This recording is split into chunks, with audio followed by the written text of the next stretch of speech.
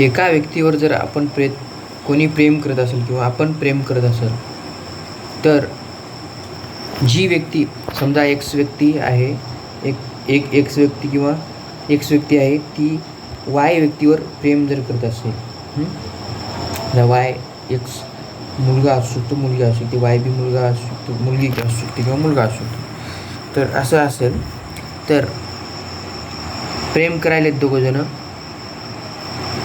जेव्हा दोघेजण जवळ नसतात, जेव्हा दूर असतात, प्रॉब्लेम तेव्हा निर्माण होते जेव्हा ते दोघे दूर असतात. जवळ असताना देखील प्रॉब्लेम निर्माण होतात. प्रॉब्लेम तर जवळ असताना देखील निर्माण होतातच, पण दूर असताना देखील काही प्रॉब्लेम निर्माण होतात. तर मी दूर असताना काय प्रॉब्लेम निर्माण होतात याबद्दल तुम्हाला सांगणार आहे. तर जर ती व्यक्ती, जर एक्स आणि वाय दोघे एकमेकांपासून दूर असतील, जर आता वेगवेगळ्या केसेस निर्माण होतात. एक्स आणि वाय एकमेकावर दोघे अतूट प्रेम करतात. एक्सचा विश्वास आहे वायवर की वाय माझ्यावर प्रेम करतो चांगलं, आणि वायचा विश्वास आहे एक्सवर माझ्यावर प्रेम करतो चांगलं.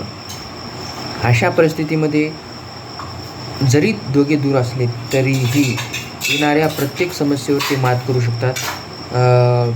आता दूर असताना त्यांच्या प्रत्येकाच्या वाट्याला असं येऊ शकते की म्हणजे लोभ येऊ शकतो मित्रांनो.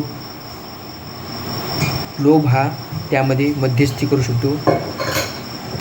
लोभ हा त्यांना फसवू शकतो. पण त्यांचं जर प्रेम एकमेकावर स्ट्रॉंग असेल तर ते फसत नाहीत. आणि दुसरी गोष्ट, त्यांचं जर एकमेकावर जर प्रेम, समजा आता दोघांपैकी एका व्यक्तीवर त्या दुसऱ्या व्यक्तीवर प्रेम आहे, तो प्रेम करतो आणि दुसरी व्यक्ती तिला रिस्पॉन्ड करत नाही, असं जर असेल, फक्त एकाच व्यक्ती करत असेल, तर त्या व्यक्तीला अशा लोभांपासून स्वतःला वाचवणं हे खूप अवघड जाते मित्रांनो. त्रास होत असतो, असं असते.